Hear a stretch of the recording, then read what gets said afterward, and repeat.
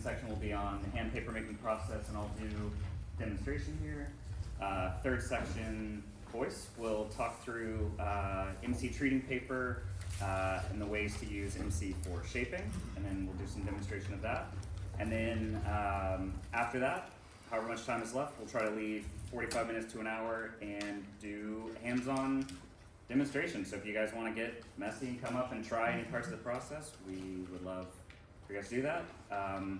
After each of the sections, I'll leave time for questions. So we don't have too much questions answering stuff we'll already get through in the talks, but I definitely want questions. I know even just this weekend I've gotten a ton of questions, which is awesome.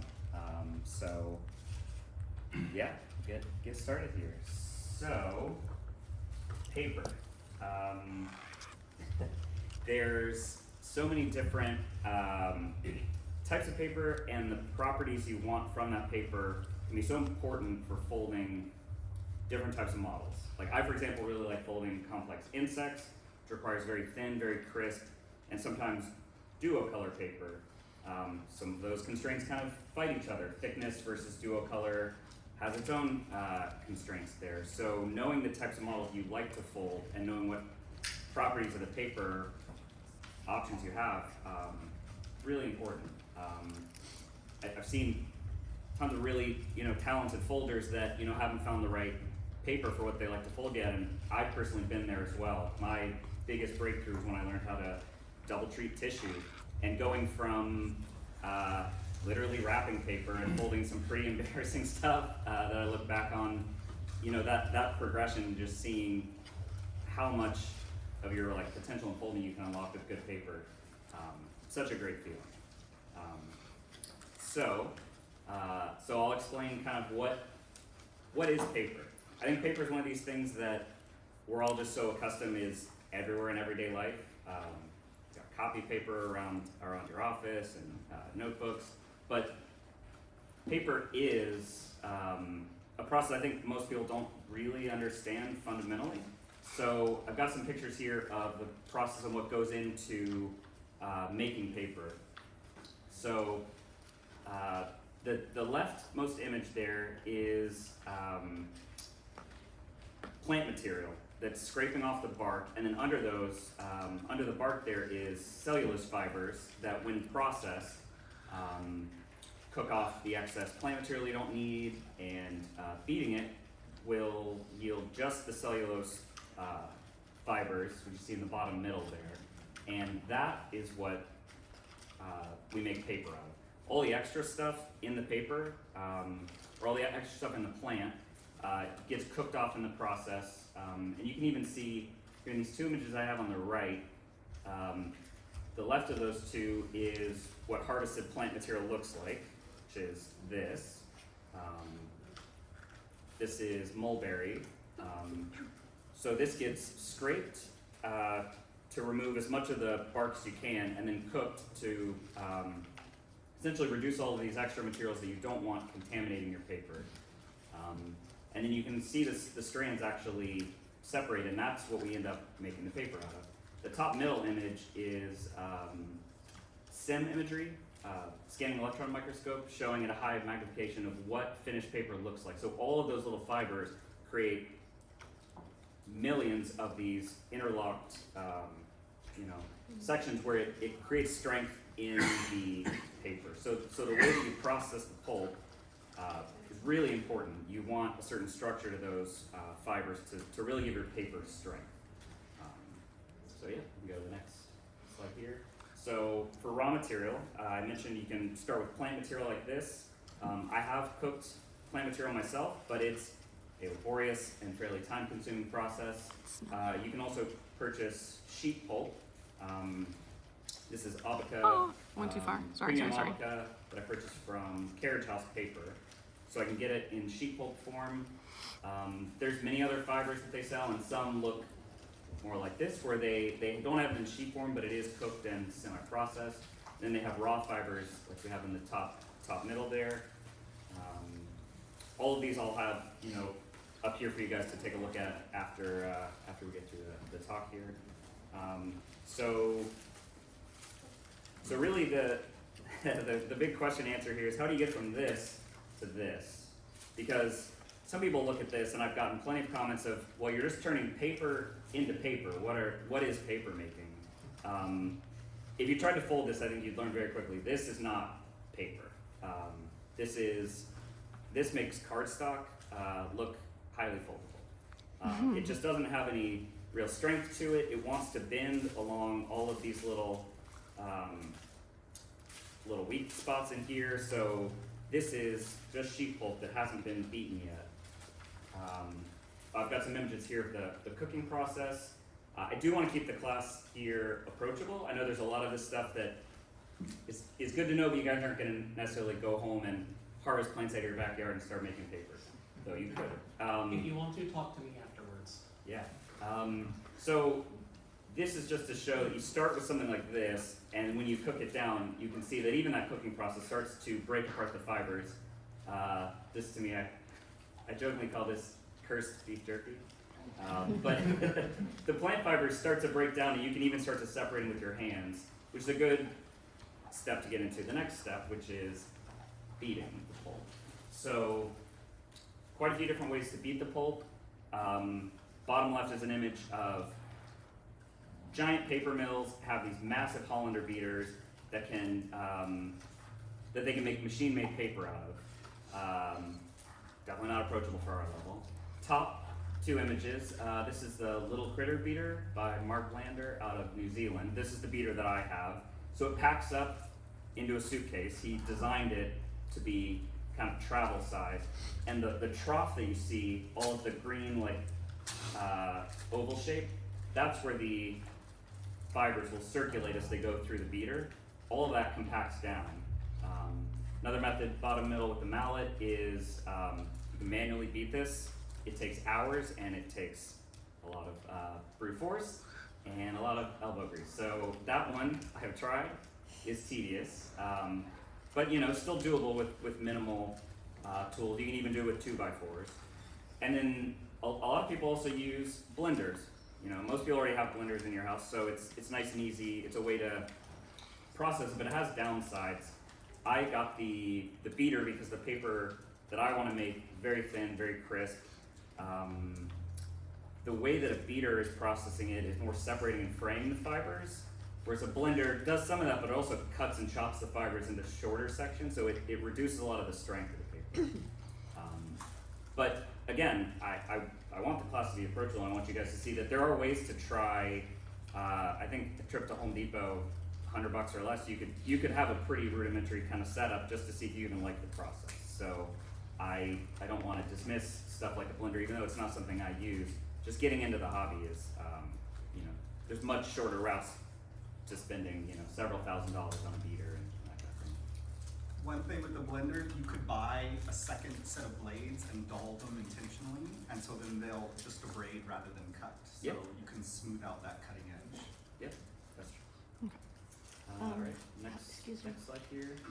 How much would a blender, the beater, cost? So the beater that I got from Mark Lander was a little over $3,000, including shipping from New Zealand. And he's generally on kind of a back order.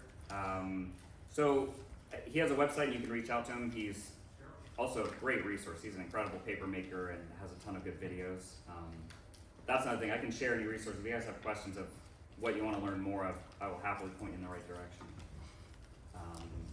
So pulp beating. This is the part I couldn't bring, even though that beater fits in the suitcase. This also had to take up a suitcase on my way here from Florida. So I have a video here, and then at the end I have QR code to my paper making Instagram if you want to see more videos. Essentially we have pulp. This is pulp that I've already beaten and pigmented. You see you add pigment and a retention agent to really lock it into the fiber, and then sizing, sizing like MC adds kind of a water resistant property and certain crispness to the paper. So when I make mine, it has internal sizing, so that you don't have to treat it after the paper's finished. So a sheet like this, after it's out of my dry box, it's ready to fold. Cut it down and you're good to go. So you want to play the video while I keep talking here? So you can see I start with the sheet pulp. like this, rip it up into smaller pieces, and spray it down. So that breaks it up. So it starts to, it's small enough sections that it can flow through the beater. So this is my little critter beater. I'm just filling up the trough with water. So really there's a motor mounted to the top here, and a I'm circular, so sorry.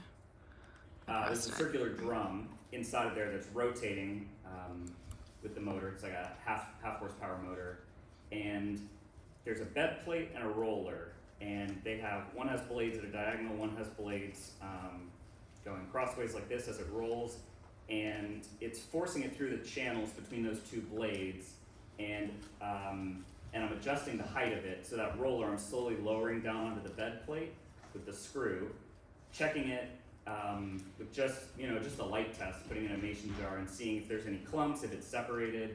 So after 4 to 5 hours is generally about the beating time I use, but every beater runs a little differently. I drain it so that I can get it down into a manageable size, fits into like a 5-gallon bucket, and that's at the point where I can start pigmenting and adding all of the other stuff like sizing and retention agent. So that is beaten pulp. Yeah.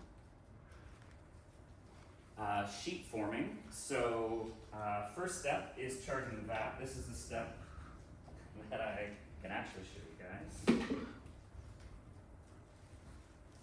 So I've got 2 buckets, or rather trash cans, full of pulp here. It's messy. This is the fun part. So this is called charging the vat. So you take pulp that has some water in here, but we need to get the right ratio so that when we pull the mold through it, we will have a thin, even sheet. So I make my paper at home with a larger mold and a larger vat, so figuring out the right amount to charge this vat will be an experiment. That is so cool. Yeah, this is the part that looks really fun. I saved adding this for when you guys are ready to see it. So you can see it starts to look pretty yellow at this point.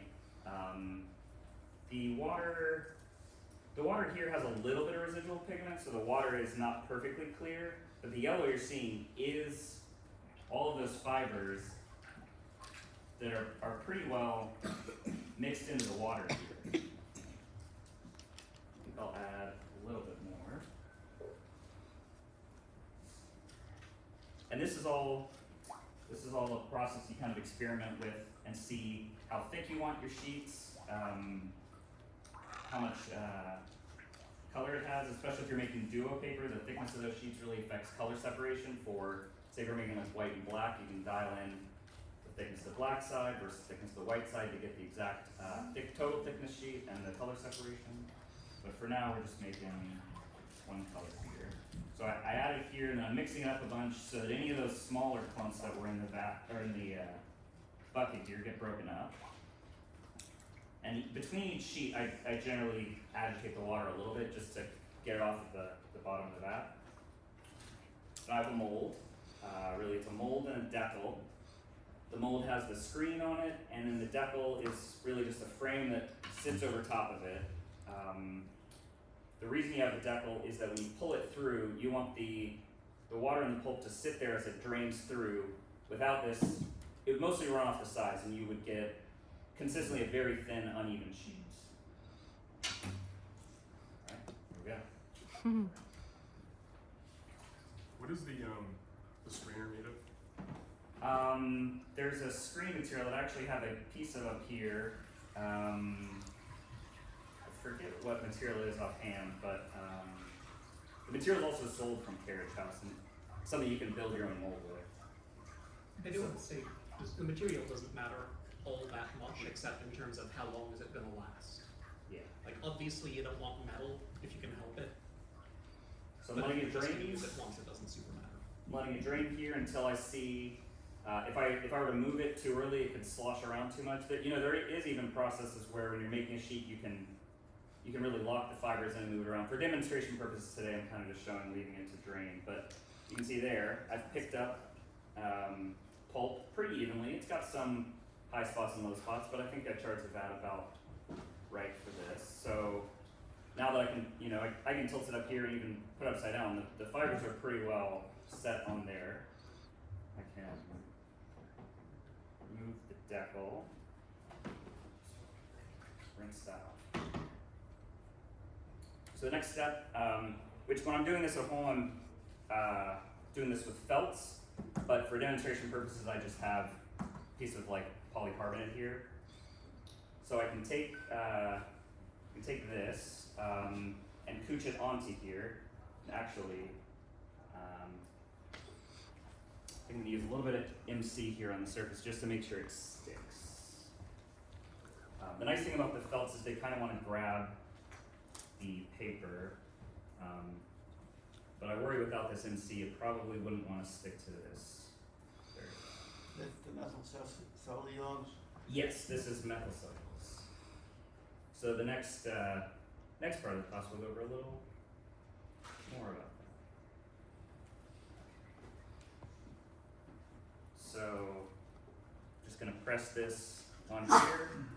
This mold doesn't have ribs on it. My other mold has like wooden ribs on the back that help press all the way across.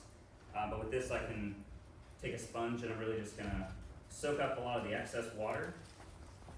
The rest of the process here, really what's important is getting the water out of the sheet so you have dry paper. That takes several steps. The step I'm doing here is mostly just to remove enough water that it is no longer sticking to the mold.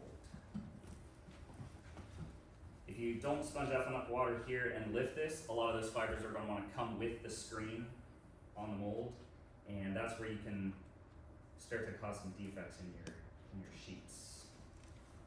So you keep sponging until it seems mostly dry. Making sure to get in the corners too. And you can start to see, it's hard to, from where you're sitting it's hard to see here, but in the demo part I'll show you this. You can see where it actually starts to look a little different. It kind of changes colors where it's separated. So it's pretty dry here. So lift this up. There we go. So now we have a sheet. So this is one method to dry it. I can prop this up, aim a fan at it, or even put it outside in the sun. And after a couple hours, it should be dry enough to just peel right off of this, and you've got a sheet of paper. It's good to go.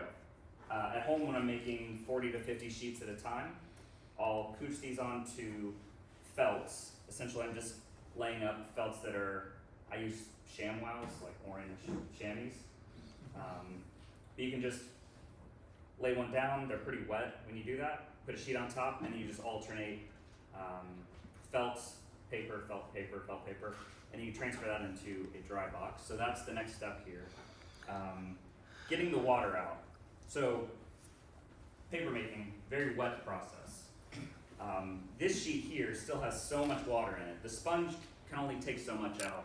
So what you do is load up all of those felts and put it in, I've shop press at home, 20-ton shop press, and really get down until you can't pull it much anymore. And that pulls out maybe a gallon or two of water just from all of the felts and the paper that you make.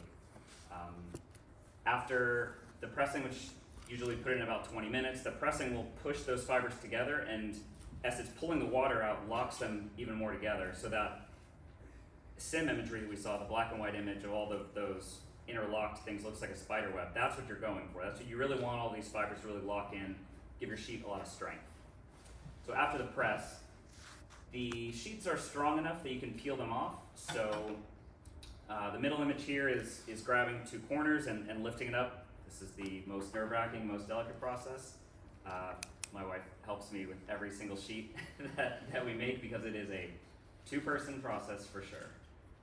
So we transfer these onto blotters, which are essentially thick cotton sheets that are dry and will wick the moisture out of the sheet.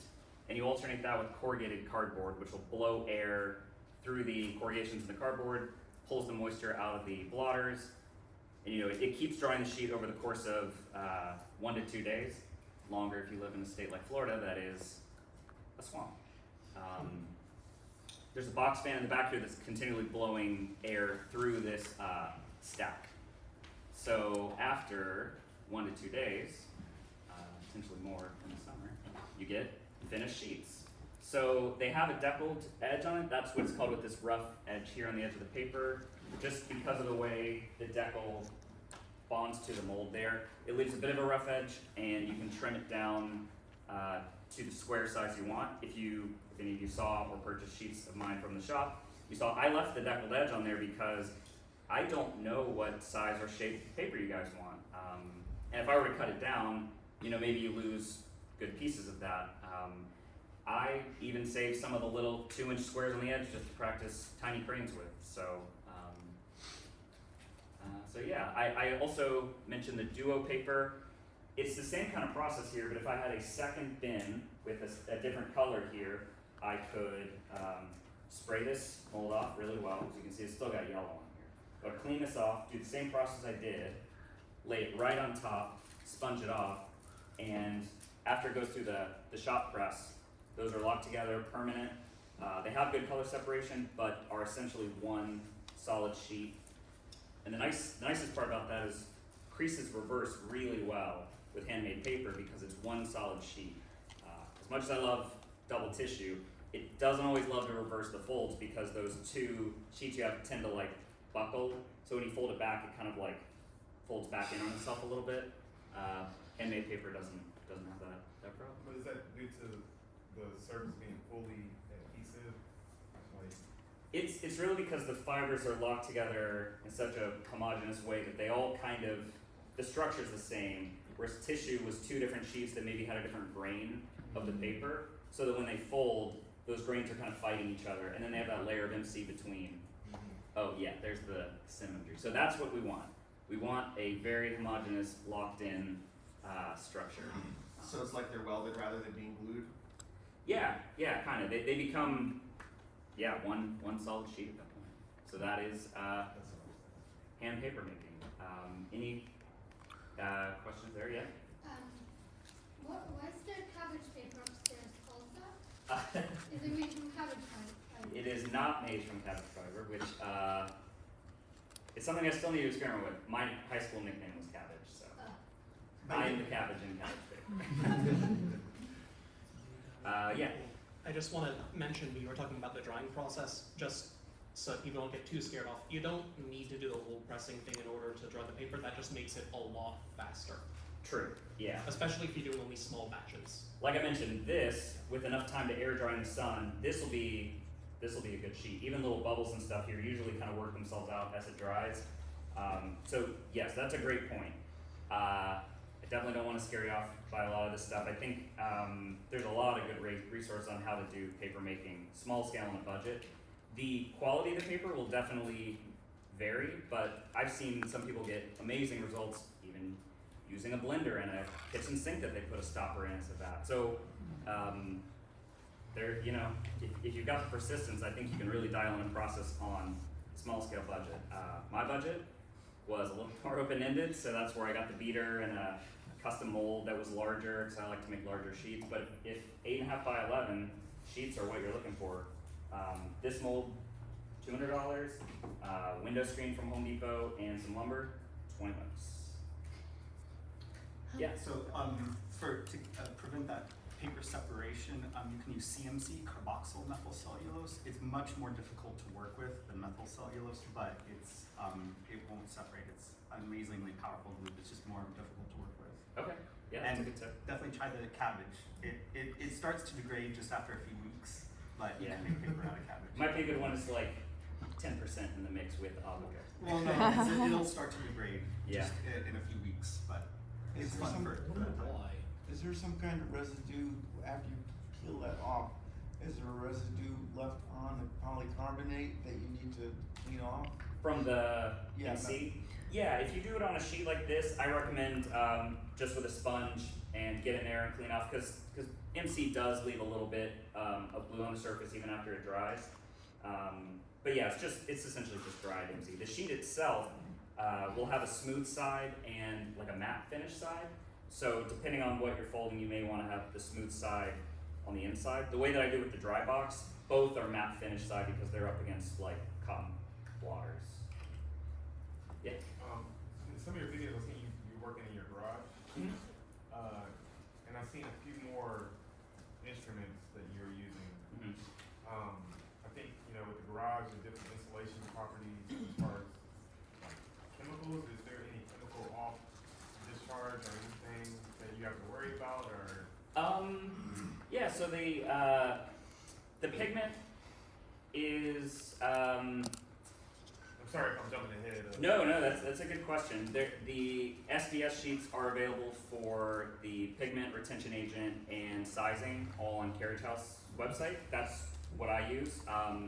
I've reviewed them and I feel very comfortable handling it mostly without gloves. When I'm pigmenting, I'll wear one of the higher gloves just to like keep my arm from turning blue, but it's something that usually comes off with a little bit of scrubbing. The one thing I am more cautious about when I add mica to sheets, it can aerate, and I don't want to breathe that into my lungs. So while I'm mixing it into the vat, I'll usually wear just like a N95 mask or something. And then once it's mixed in the vat and it's not aerated, then I'll take it off. And that's, in my opinion, perfectly safe to work with. Okay. I have an apartment, but I have a balcony, so I'm trying to conceive this in my head Yeah. how I can do it. Well, and that's part of why I think demonstrating, out of convenience, I brought this rather than my, I don't know how big, 30-something inch wide vat. But this shows that you can do it small scale and you can just pack all your supplies back up in this, put it back in a closet. And I think this is actually a perfect size for a letter size mold like this. Yeah.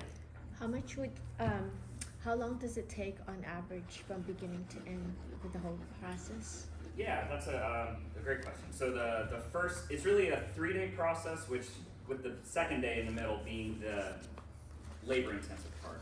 The first day I consider to be prepping the pulp, so for me beating it 4 to 5 hours, pigmenting it at the end of that, and if I have time, it's really nice to let the retention agent sit overnight and then wait a day for that to absorb into the fibers, and then wait another day after I add the pigment so that it really makes a vibrant color like this.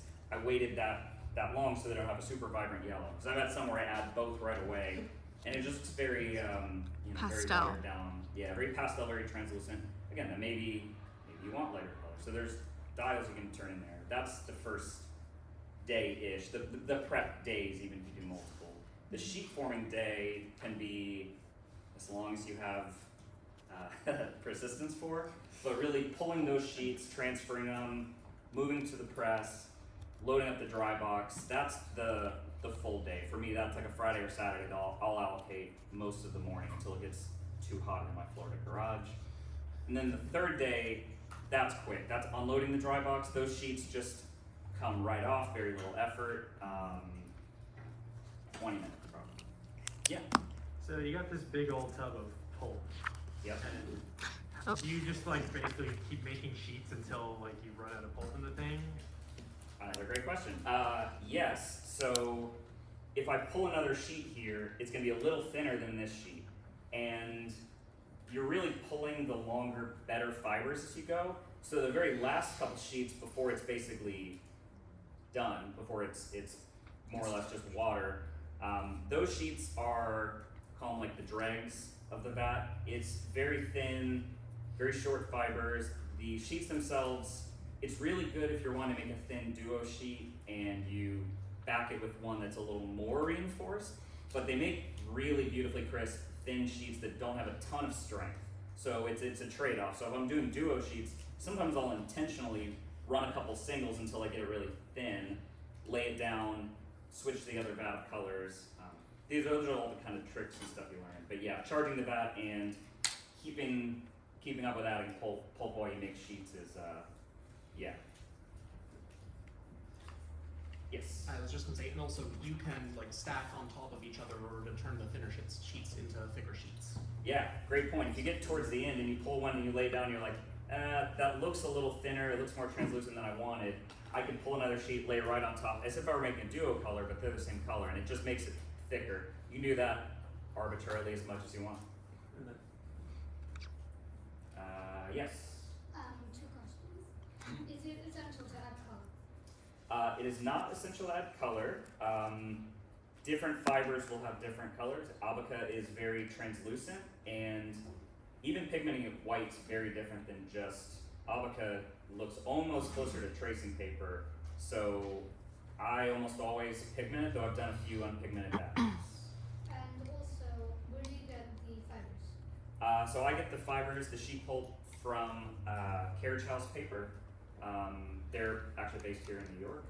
You can actually also buy beaten pulp from them. The shipping's pretty expensive, so even experimenting with like a couple sheets of sheet pulp in a blender is a good way to jump in. Do they Yeah. have like a shop? Yeah, they have a website and stuff. It's easy to get from. And then in person? Yes. I don't know if they.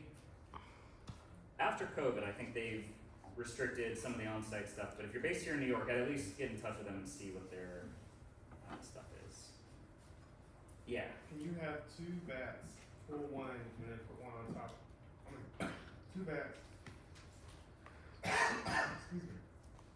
Pull one, have another bat, pull one and put it on top and make your duo that way.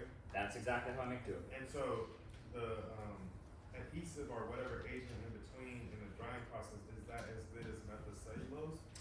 It's- backing?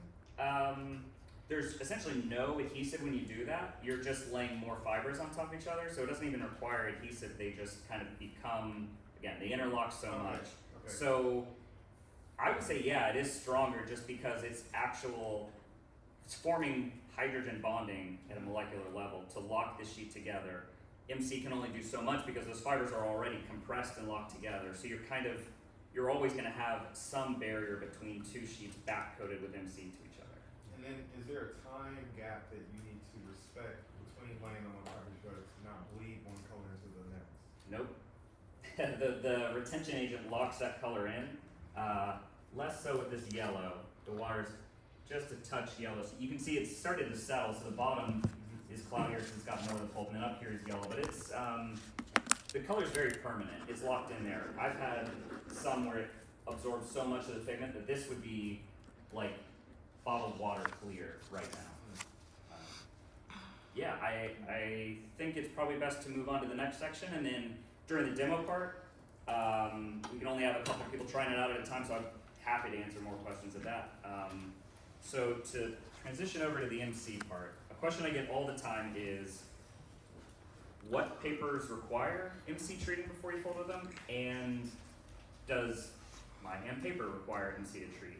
So I don't think there's necessarily a black and white answer to that. Like, I think there is some subjectivity to it. Like, even the class Boyce taught, he talked about liking soft paper for certain things because it gives you a little more flexibility in the shaping part of it, which is another part he'll talk about here. So it's kind of up to you. I would say there's no wrong answer. You can experiment, and if you didn't like the results, try the other way. I have some examples here to talk about, but there's different commercially available papers.